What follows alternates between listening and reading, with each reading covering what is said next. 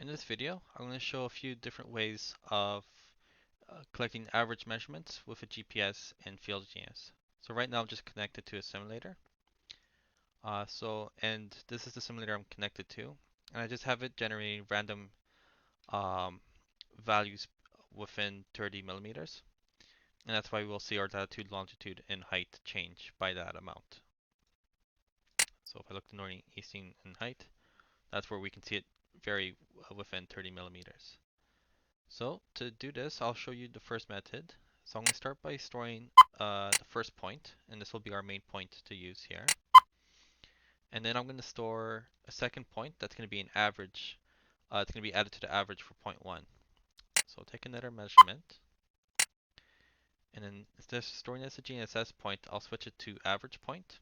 And you'll see that this option for the point ID gets grayed out because it's going to be an average of whatever point I select.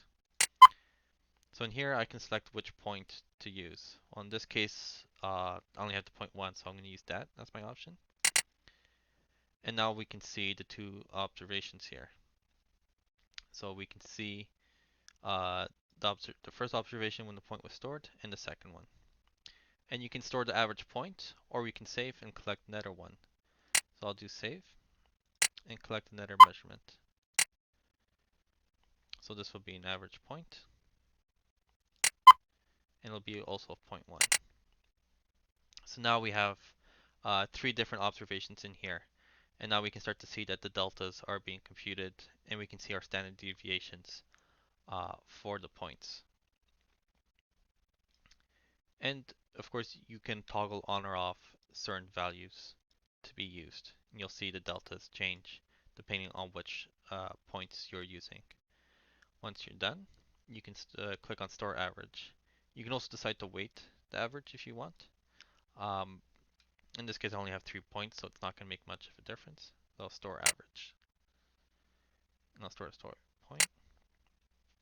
And now it's stored in FieldGenius. And we can also look at the information at any time.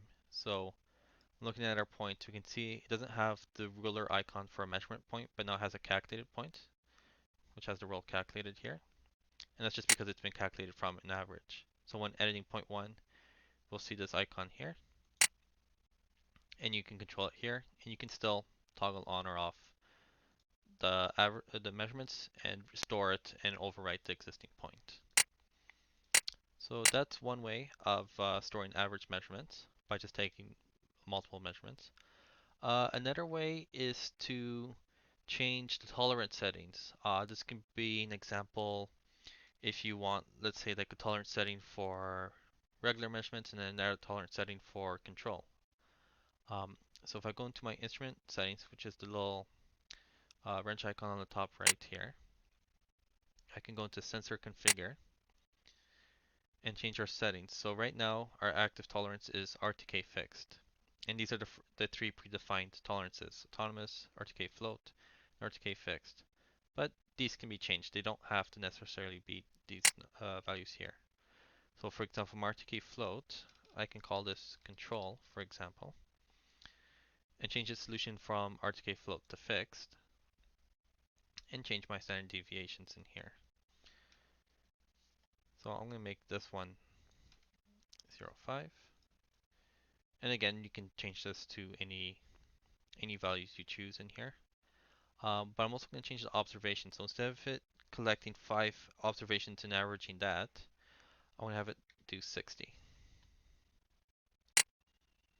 Okay, and then for the active tolerance, I'll change it from RTK fixed to control. So now, when I take a measurement, and I'm just going to move my current position off to the side a little bit, and take a measurement. And you can see the status where it's collecting observations, and it's going to average all of them together. So this would be in a case where, for example, if you're doing control, you might set it to 60 or any or 100, for example, number in there, and then you just have to pull either like on a tripod, or if you just have the level bubble, you're just holding it there for that time. And any observations that go above the standard deviations will be ignored. So I'll just pause the video right here and just wait until this finishes. So I just skipped ahead, so it's almost done. And store position. And then that point was averaged from 60 observations from getting from the satellites. So those are the couple ways of doing average position with a GPS in FieldGenius.